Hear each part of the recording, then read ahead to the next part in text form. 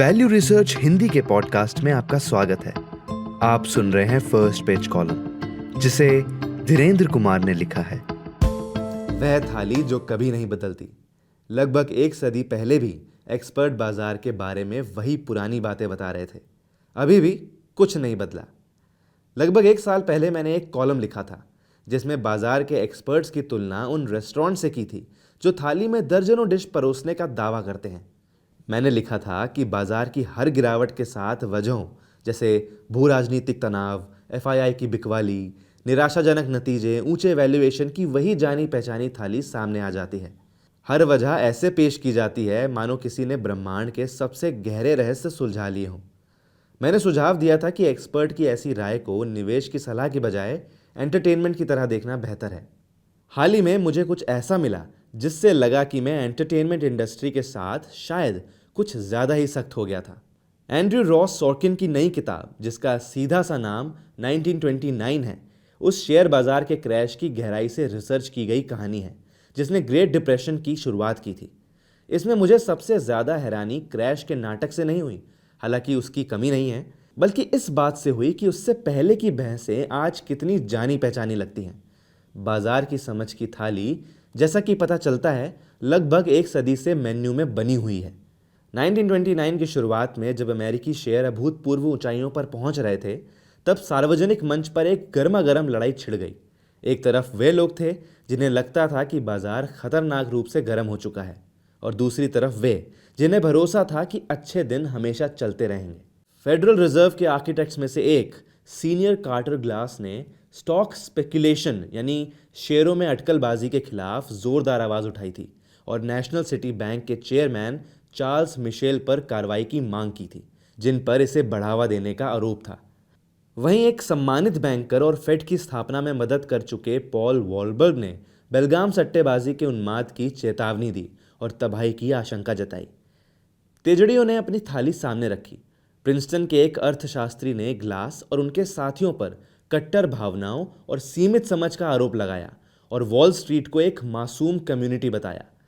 The New York times के financial editor Alexander noise ने Wahlberg पर अमेरिकी समृद्धि को कमज़ोर करने का आरोप लगाया।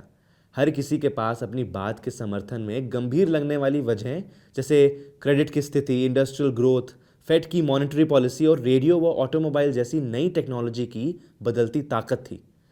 मतलब साफ है, स्क्रिप्ट वही थी जो आज भी सुनाई देती है। रेडियो की जगह एआई रख दीजिए, फेड की चिंता की जगह रेट कट की उम्मीदें लिख दीजिए, और ये बहसें बिना एक शब्द बदले कल के बिजनेस अखबार में छप सकती हैं।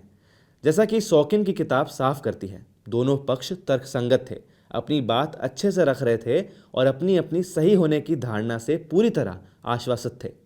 आखिरकार मंदी की भविष्यवाणी करने वाले सही निकले, लेकिन उनकी टाइमिंग महीनों चूक गई और उनमें से कई लोग बाजार गिरने से पहले शॉर्ट करने की कोशिश में अपनी रकम गंवा बैठे।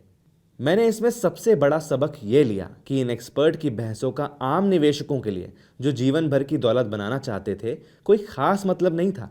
जो व्यक्ति 1929 में एक अनुशासित बचत प्रोग्राम शुरू करता, क्रैश, डिप्रेशन, दूसरे विश्व युद्ध और इसके बाद आए हर संकट से गुजरते हुए नियमित निवेश करता रहता, वे 1960 या 1970 तक असाधारण रूप से अच्छा कर चुका होता। वहीं जो व्यक्ति एक्सपर्ट की राय के आधार पर बाजार को टाइम करने की कोशिश करता, चाहे तेजी की हो या मंदी की, वह खुद को ही परेशान करता रहता। ऐसा भी नहीं है कि इन बहसों का कोई बौद्धिक महत्व नहीं था। मॉनेटरी पॉलिसी, क्रेडिट से जुड़े हालात और वैल्यूएशन को समझना नीति बनाने वालों और फाइनेंशियल प्रोफेशनल्स के लिए वाकई ज़रूरी है। लेकिन रिटेल निवेशक के लिए, जो ये तय कर रहा होता है कि एसआईपी जारी रखनी है या म्यूचुअल फंड बेचकर घबराहट में बाहर निकलना है, ये बहसें बिल्कुल बेकार हैं। ये ध्यान भटकाती हैं, ये भ्रम पैदा करती हैं और सफल निवेश के लिए एक्सपर्ट की राय के साथ बने रहना ज़रूरी है, जबकि असल में ज़रूरत ठीक उलट होती है, जो उसे नज़रअंदाज करने की अनुशासन की होती है। सोर्किन की किताब के किरदारों और आज के समय के बीच लगभग 100 साल का फासला है। आज टिकर टेप की जगह एल्गोरिदम है, ट्रेडिंग फ्लोर की जगह ऐप्स हैं और अखबार के कॉलमिस्ट्स की जगह इन्फ्लुएंसर्स हैं, लेकिन बुनियादी ढांचा वही है। एक्सपर्ट्स के पास हमेशा वजह होंगी, वजह हमेशा भरोसेमंद लगेंगी और वे लगभग कभी भी लंबे समय के निवेश के फैसलों में मदद नहीं करेंगी।